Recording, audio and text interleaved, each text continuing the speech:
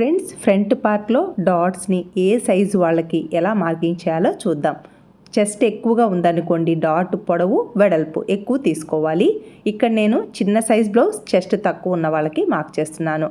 Front పార్ట్లో first dot చాలా important. Chest తక్కువ కాబట్టి డాట్ హైట్ వచ్చేసి 2.5 ఇంచెస్, వెడల్పు 1 ఇంచ్ కానీ 3/4 ఇంచ్కి మార్క్ చేసుకోవాలి.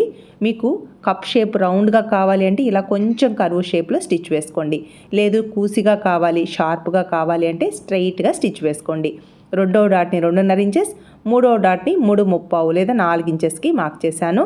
2 ఫ్రంట్ పార్ట్స్ డాట్స్ కరెక్ట్గా రావాలి అంటే ఇలా 2 ఫ్రంట్ పార్ట్స్కి ఒకే హైట్, ఒకే వెడల్పు ఉండేలా మార్క్ చేసుకోవాలి. నెక్స్ట్ మార్క్ చేసుకున్న విధంగా డాట్స్ని స్టిచ్ వేసేటప్పుడు క్లాత్ని 2 వైపులా సమానంగా ప్లేస్ చేసుకొని ఫస్ట్ చివరికి ఖచ్చితంగా రఫ్ స్టిచ్ వేసుకోవాలి. అలాగే క్రింది వైపున క్లాత్ అనేది ఇలా ఫోల్డ్ చేసి స్టిచ్ వేయడం వల్ల బ్లౌజ్ స్టిచ్ చేశాక వేసుకున్నప్పుడు గుచ్చుకోకుండా ఉంటుంది. రెండో డాట్ని ఇలా క్రాస్గా 1/4 ఇంచ్ ఖర్చుతో ఫస్ట్ చివరికి రఫ్ స్టిచ్ వేసుకోవాలి.